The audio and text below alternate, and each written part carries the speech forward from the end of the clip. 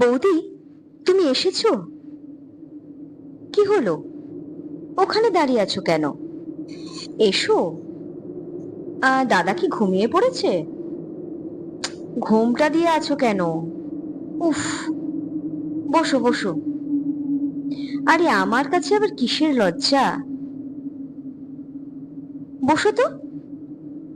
আহ, ছাড়ো ঠাকুরপো, কি করছো? নাও, তোমার খাবার নিয়ে এসেছি। তাড়াতাড়ি খাবারটা খেয়ে আমাকে উদ্ধার করো তো। আজকে খাবারটা খেলে না কেন? কি ব্যাপার? এত গরম লাগছে যে চিলেকোঠার ঘরে চলে এলে? হ্যাঁ, তোমার দাদা এসেছে। নাও, খাবারটা খেয়ে নাও। আমি যাই। খাবার পরে খাবো, আগে আমার বিছানায় বসো। ঘোমটাটা তোলো। তোমার সুন্দর মুখটা দেখি। সারাদিন তো এত কাজের মধ্যে থাকো যে দেখতেই পারি না। এসো, ভালো করে দেখি তোমার মুখটা।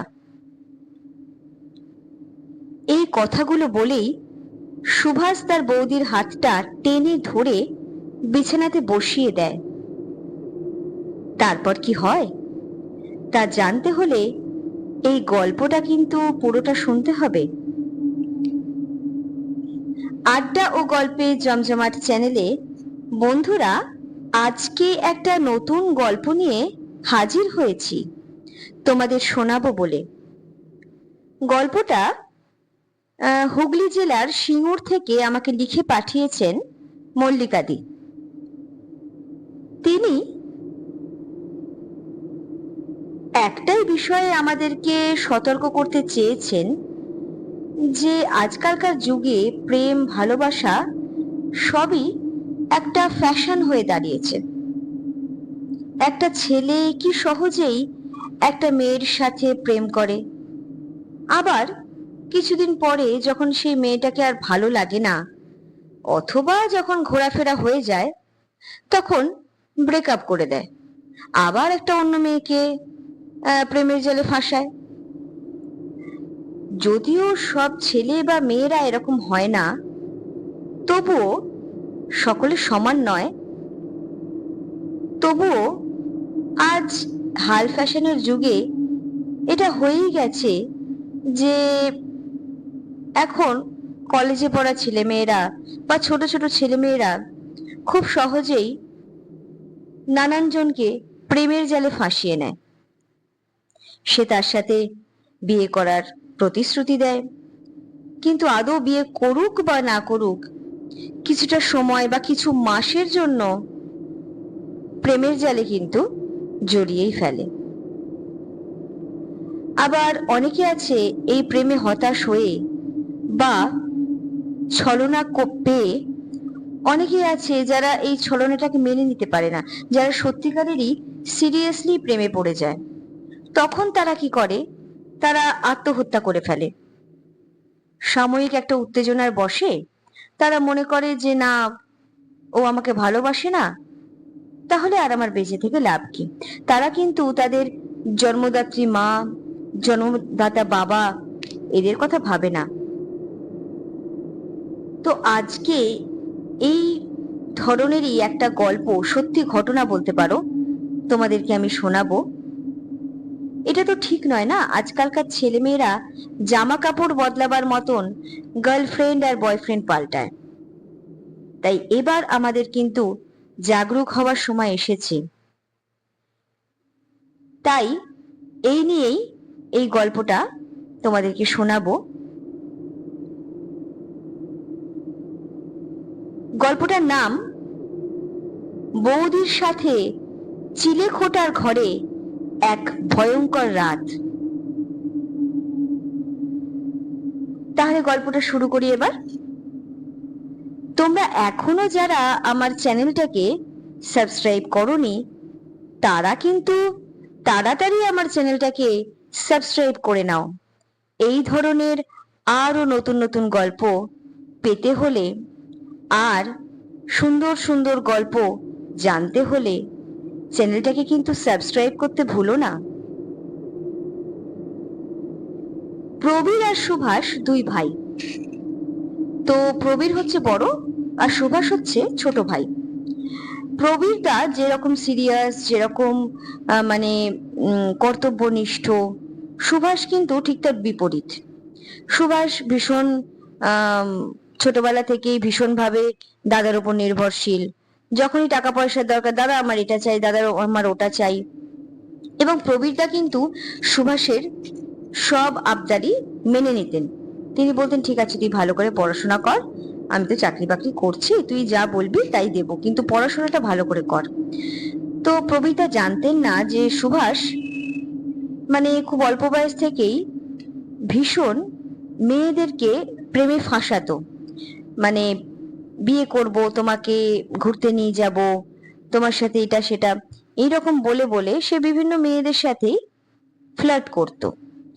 সেটা প্রবীরদা জানতো না, কারণ প্রবীরদা ছোটবেলা থেকেই পড়াশোনা করেছে সিরিয়াসলি, এবং তারপরে চাকরি বাকরি করেছে, এবং এই 2 বছর হলো রিসেন্টলি প্রবীরদা কিন্তু বিয়ে করেছে, এবং তারই স্ত্রীর নাম হচ্ছে মল্লিকাদি। মল্লিকাদিও যথেষ্ট সিরিয়াস, ভীষণ সিরিয়াস, আর খুব ভালোভাবেই সংসার করে, প্রবীরদাকেও খুব ভালোবাসে। তো এইভাবে এদের 3জনের সংসার। তো মল্লিকাদির বিয়ে হয়ে আসার পরে 2 বছর কেটে গেছে। তো সুভাষকে প্রবীরদা বললেন যে তুই একটা কাজ কর ভাই, তোকে অনেক বড় মানুষের মতন মানুষ হতে হবে, অনেক বড় চাকরি করতে হবে, আমি তোকে সব রকম ভাবে সাপোর্ট করব, পড়াবো, তুই কলকাতায় চলে যা, এখানের পড়াশোনা তো হয়ে গেছে, তুই ওখানে গিয়ে ভালো করে একটা হস্টেলে থাক বা মেসে থাক, যেখানেই থাক, ভালো করে একটা ডিগ্রি নে, বুঝতে পেরেছিস? কারণ না হলে কিন্তু যদি তুই কলকাতাতেই তুই সেটেল হতে চাস সেটাও করতে পারিস, কোনো অসুবিধা নেই, কিন্তু তুই তোর নিজের মতন জীবনটাকে গড়ে নি। মা বাবা মারা যাবার পরেই আমি তো তোর সব, তো আমি তো তোকে অনেক দূর অব্দি পড়াবো, তুই টাকা পয়সার কথা কিছু চিন্তা করিস না। তো সুভাষ তো খুব একটা সিরিয়াস নয় পড়াশোনার ব্যাপারে, ও মাঝারি ধরনের স্টুডেন্ট। তো ও বলল, ঠিক আছে দাদা তুমি যেমন ভালো বোঝো, ঠিক আছে। তো সুভাষ কলকাতায় চলে যায় পড়াশোনা, উচ্চ শিক্ষা করবে বলে। সেখানে একটা মেসে সে থাকে, এবং মেসে ওর আরো যেসব স্টুডেন্টরা থাকে, আরো সব ছেলেরা থাকে, তাদের সাথে ওর ভালোই বন্ধুত্ব হয়, এবং সেখানেও মোটামুটি ও কলকাতাতে গিয়ে পড়াশোনা সাথে সাথে মোটামুটি ওই রকম তার যা স্বভাব সেটা শুরু করে দেয়। মানে বন্ধুদের সাথে, মেয়ে বান্ধবীদের সাথে আর ওঠা বসা, তাদেরকে বিভিন্ন ধরনের দামি দামি গিফট দেওয়া, তাদের মধ্যে একটু হিরো হিরো ভাব করে থাকা। তো স্বভাবতই অনেক মেয়ে তার প্রেমে পড়ে যায়। এরকম ভাবে সুভাষ কোনো মেয়ের সাথে 1 মাস প্রেম করে, কোনো মেয়ের সাথে আবার 3 মাস, আবার কারোর সাথে 6 মাস, এরকম ভাবেই সে প্রায়শই মেয়েদেরকে প্রেমের জালে ফাঁসাতো, তাদের সাথে ঘুরতো বেড়াতো। আবার কিছু মাস হলেই যখন তার মন ভরে যেত, তখন আমি তোমার সাথে আর থাকতে চাই না, বিভিন্ন রকমের খুঁত বার করে ব্রেকআপ করে দিত। এরকম ভাবেই বেশ কিছু মাস কেটে গেল। তো প্রবীরদা তো এইসব কিছুই জানতো না, আর মল্লিকাদিও এইসব কিছুই জানতো না, ওরা দুজনে দুজনের মতন থাকতো।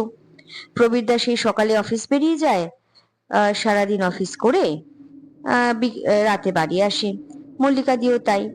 মল্লিকাদি সারাদিন ধরে সংসারের কাজকর্ম করে, আর তারপরে রাত্রিবেলা প্রবীরদা এলে একটু গল্প গুজব করে, ব্যাস এরম ভাবেই তাদের দিন কেটে যায়।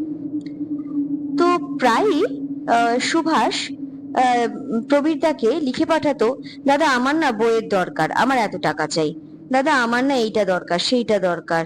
এরম ভাবে প্রবীরদার কাছ থেকে প্রায় হাত খরচা ছাড়াও বেশ মোটা অঙ্কের টাকাই নিতে থাকে, এবং কলকাতায় আসার পরে ওর হাত খরচা আরো বেড়ে যায়। তো প্রবীরদা আর কি করবে, বাবা মা নেই, প্রবীরদা যত্ন করেই ভাইকে মানুষ করেছে ছেলের মতন। প্রবীরদা আর কিছু বলে না, কিন্তু মল্লিকাদি বলে যে এত টাকা ওর কিসে লাগছে, তুমি কিন্তু জিজ্ঞাসা করো না, ওর বয়সটা কিন্তু ভালো নয়, ও তো বাড়ির বাইরে আছে, আমরা দেখতেও পাচ্ছি না, তুমি কিন্তু ওকে ওয়ার্ন করো যে তোর এত টাকা কেন লাগছে, কি ব্যাপার। আর দরকার হলে চলো আমরা একবার যাই, ওর মেশে টেশে গিয়ে খোঁজ নি। কিন্তু প্রবীরদা তো অফিসে প্রচুর কাজের চাপ, যেতে পারে না। তো প্রবীরদা ঠিক আছে, ভাই যেরকম যখন যা টাকা চায় ভাইকে পাঠাতে থাকে। এরকম ভাবে আরো 2-3 মাস কেটেছে। তো এবার বলে রাখি, প্রবীর দাদের যে বাড়িটা, ওদের বাড়িটা হচ্ছে একতলা বাড়ি, এবং দুটো দুটো ঘর, একতলাতে দুটো ঘর, বাথরুম টাথরুম সব, রান্নাঘর সব নিচেই আছে। ওপরে শুধু ছাদে একটা চিলে কোঠার ঘর আছে। আর সাধারণত সুভাষ এলে নিচে যে দুটো ঘর, তার মধ্যে একটা প্রবীরদা থাকে স্ত্রীকে নিয়ে, আর একটা ঘর সুভাষ থাকে। আর চিলেকোঠার ঘরে সুভাষ পড়তে টড়তে পড়া টড়া যখন থাকে, পড়তে টড়তে থাকে, বা রাত জেগে পড়াশোনা করে, এরকম একটা পড়াশোনার হিসেবে ঘর হিসেবে প্রবীরদা রেখেছে। ওটা সুভাষের বইপত্র থাকে। তো ঠিক আছে, এরকম ভাবে বেশ চলছে। আরো কিছু মাস চলার পরে যখন পুজো আসে, পুজোর ছুটিতে সুভাষ বাড়ি আসে। তো ভালো কথা। এর মধ্যেই কিন্তু বলে রাখি যে সুভাষ কিন্তু অলরেডি প্রায় 5-6টা মেয়ের সাথে প্রেম করেছে, এবং তাদেরকে 1 মাস 2 মাস করে ঘুরিয়ে ফিরিয়ে তারপর তাদেরকে বলেছে আর তোমাকে ভালো লাগছে না, আমি এখন আর প্রেমে থাকতে চাই না, আমি ব্রেকআপ করতে চাই। কিন্তু সে অন্য মেয়েকে তারপরে ফাঁসিয়েছে প্রেমের জালে। তো এইরকম ভাবে সে এবার পুজোর ছুটিতে বাড়ি আসে। আর সুভাষ কিন্তু এমন একটা গেট আপ নিয়ে থাকতো যে ওর যেখানে বাড়ি সেখানে কিন্তু ও কোনো মেয়ের সাথে মেলামেশা করতো না। না হলে তো ধরা পড়ে যাবে, যে মেয়ের বাবা মারা এসে কমপ্লেন করবে বা দাদা জানতে পারবে। ও কিন্তু বাড়ির আশেপাশে বা নিজের পাড়ার মধ্যে ওর একদম গেট আপটা খুব ভালো রেখেছে, যে খুব ভালো ছেলে, কলকাতায় আবার এখন পড়াশোনা করছে, খুব ভালো হীরের টুকরো ছেলে। তো এইরকম ভাবে ও বাড়ি যখন আসে, ও দাদা খুব খুশি হয়, বৌদি মল্লিকা দিও খুব খুশি হয়। বলে ঠিক আছে, পুজোর ছুটির পরে আবার তো তুমি চলে যাবে, ঠিক আছে কটা দিন এখানে থেকেই যাও। তো বাড়িতে আসার পরে বেশিরভাগ সময় কিন্তু চিলে কোঠার ঘরটাতেই কাটাতো। তার একটাই কারণ, তাতে রাত্রিবেলা ও ওর দাদা আর বৌদিকে বলতো আমি পড়াশোনা করছি সারা রাত জেগে, তো যাতে তোমাদের অসুবিধা না হয় সেই জন্য আমি চিলে কোঠার ঘরে রাত্রিটায় স্টাডি করছি। কিন্তু ও সারা রাত জেগে জেগে কি করতো, নয় ফেসবুক দেখতো, ফোনে কাটাতো, অথবা প্রেমিকাদের সাথে গল্প করতো, অথবা বন্ধুদের সাথে অনেক সময় গল্প টল্প করতো, হোয়াটসঅ্যাপ কলিং করতো। এরম করে সারা রাত কাটিয়ে দিত। আর ওর দাদা তো কিছুই জানে না, সারাদিন পরিশ্রম করে আসে, বৌদিও তাই।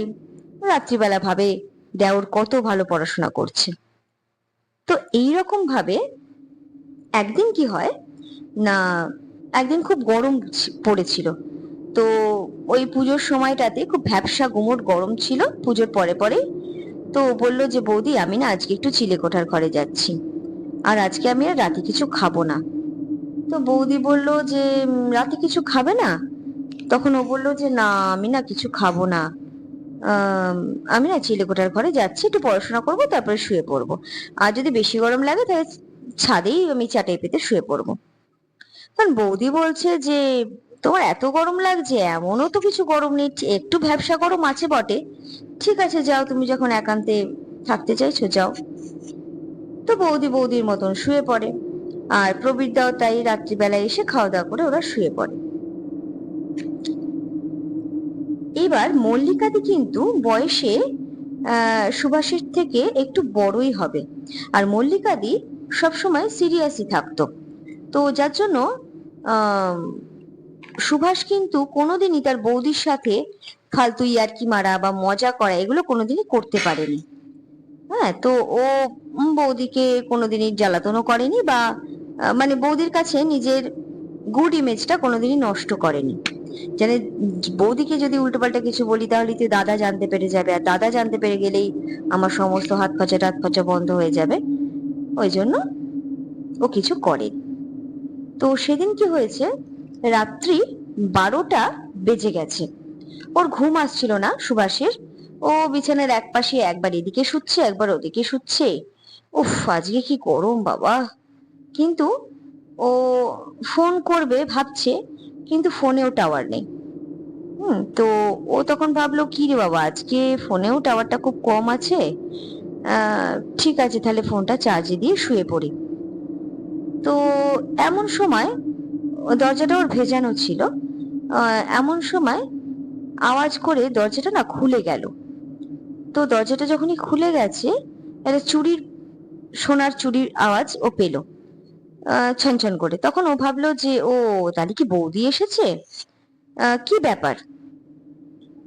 তো তখন ও দেখলো ঘোমটা পরা একজন, শাড়ি আর মাথায় বেশ কিছুটা ঘোমটা দেয়া একজন তার ঘরে ঢুকেছে।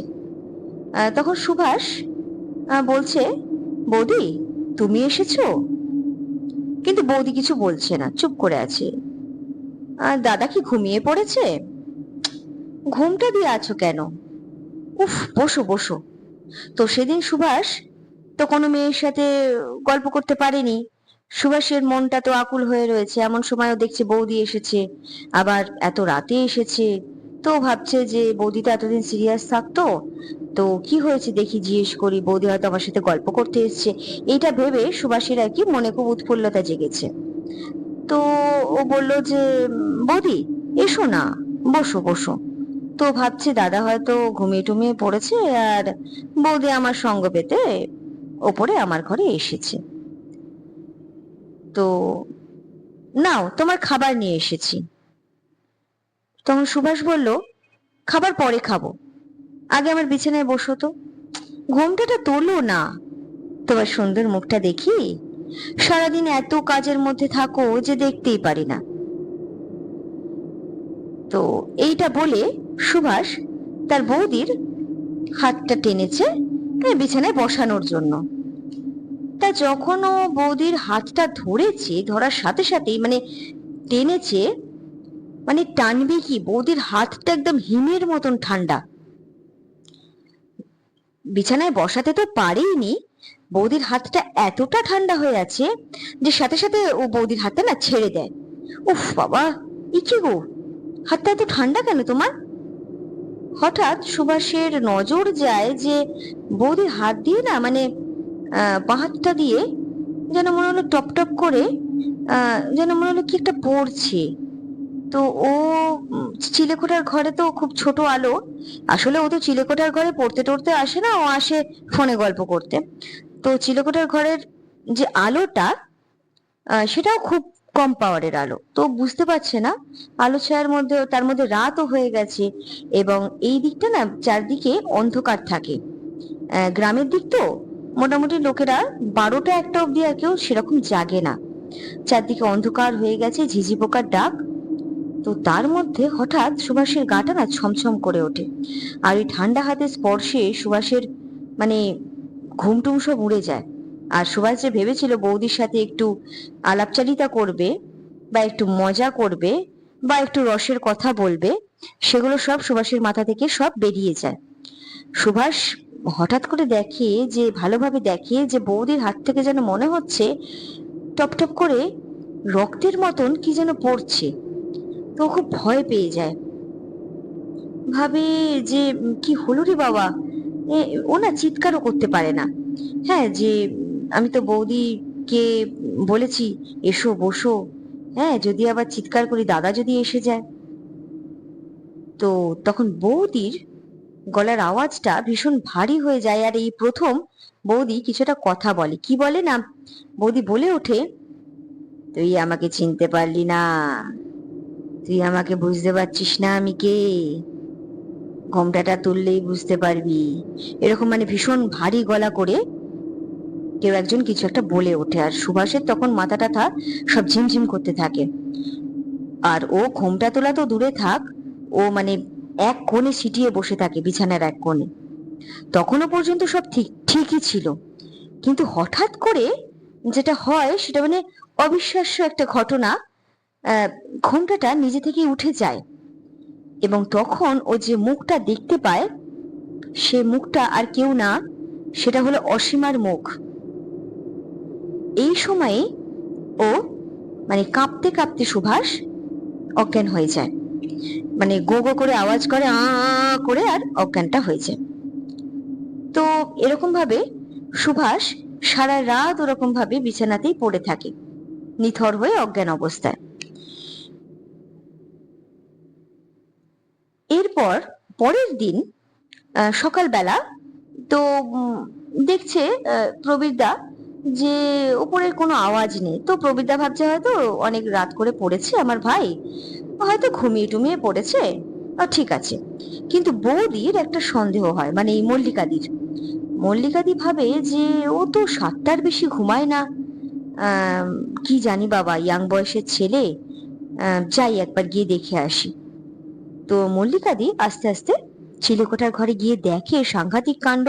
দরজা খোলা, সুভাষের চোখ টোক উল্টে গেছে, সুভাষ পড়ে আছে বিছানার এক কোণে। তো তাড়াতাড়ি মল্লিকাদি একবারে কেঁদে টেঁদে উঠে প্রবীরদাকে ডাকতে নিচে ছুটে আসে। প্রবীরদা এসে আর দেখে যে এরকম ভাইয়ের এরকম অবস্থা। তো ওরা তো বুঝতে পারে না অজ্ঞান বলে, ওরা ভাবে যে কি হলো রে বাবা, সুস্থ সবল ছেলে, তার মানে এটা কি হতে পারে। তখনই সাথে সাথে তারা ওকে নিয়ে হাসপাতালে চলে যায়।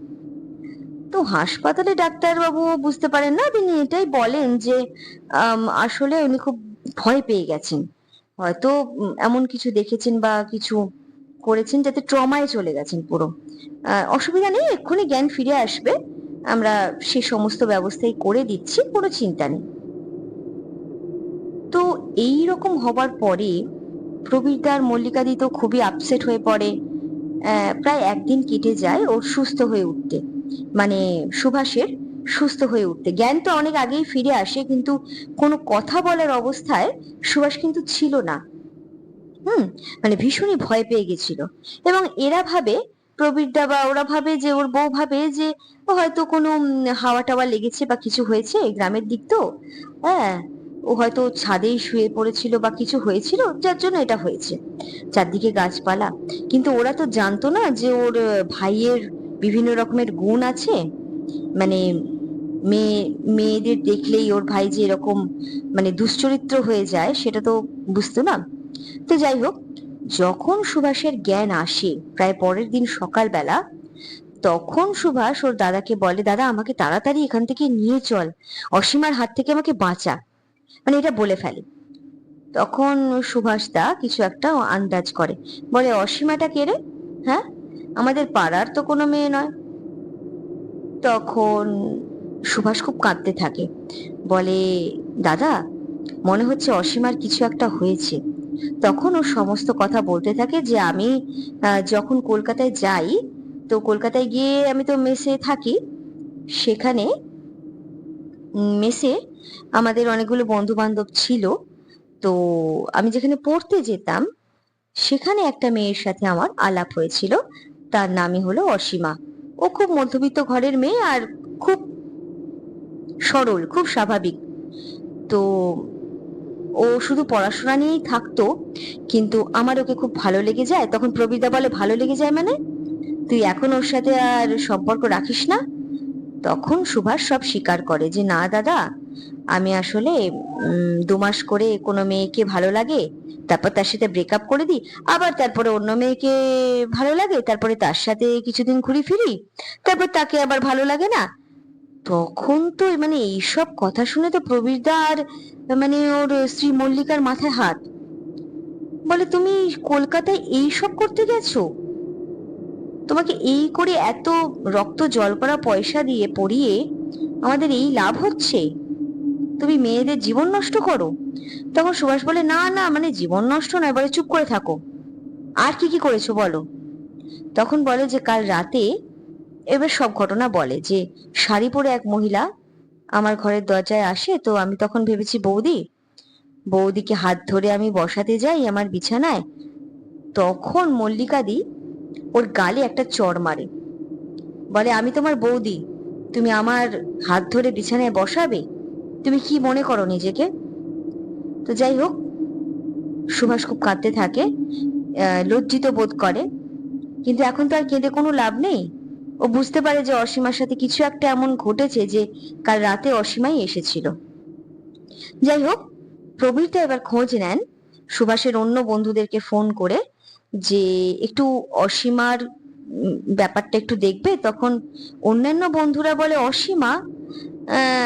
অসীমা, হ্যাঁ আমরা তো চিনি, আমাদের সাথে কোচিনে পড়তো, কিন্তু কদিন ধরেই তো আসছে না। তো প্রায় কোচিং ছেড়ে দিয়েছে, মানে যবে থেকে সুভাষ অসীমার সাথে সম্পর্ক ত্যাগ করেছে না, অসীমা তবে থেকেই খুব আপসেট হয়ে পড়ে। ও তো খুব ভালো মেয়ে, আর খুব মন দিয়ে সুভাষকে ভালোবেসেছিল।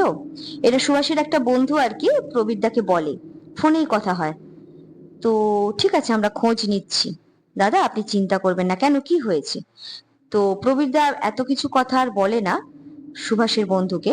প্রবীরদা শুধু বলে যে না, আসলে সুভাষের শরীরটা ভালো নেই, ও পুজোর ছুটি কাটিয়েও যেতে পারবে না, ও 1-2 মাস পরে যাবে। তো একটুখানি খোঁজ নাও না ভাই অসীমার ব্যাপারে, ও কদিন ধরে অসীমা অসীমা বলছে। না কিছু হয়নি, এমনি আমরা জানতে চাইছি। তখন ওই বন্ধুটার মধ্যে একটা স্ট্রাইক করে, কিন্তু ওই বন্ধুটা বলে ঠিক আছে, আমি জেনে বলবো।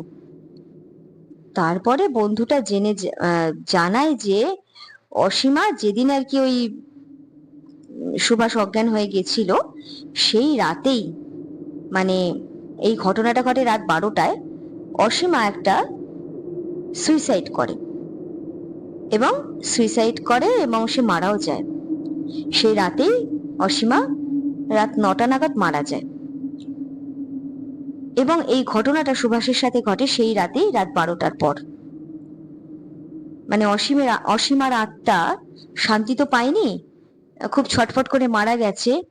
কারণ সে সুভাষকে সত্যি খুব ভালোবেসে ফেলেছিল, খুব ভালো ছেলে মনে করেছিল, কিন্তু সুভাষ তো তার ভালোবাসার কোনো দাম দেয়নি। যাই হোক, তো খুবই লজ্জাজনক অবস্থা। অসীমার মা বাবা খুব কাঁদতে থাকেন।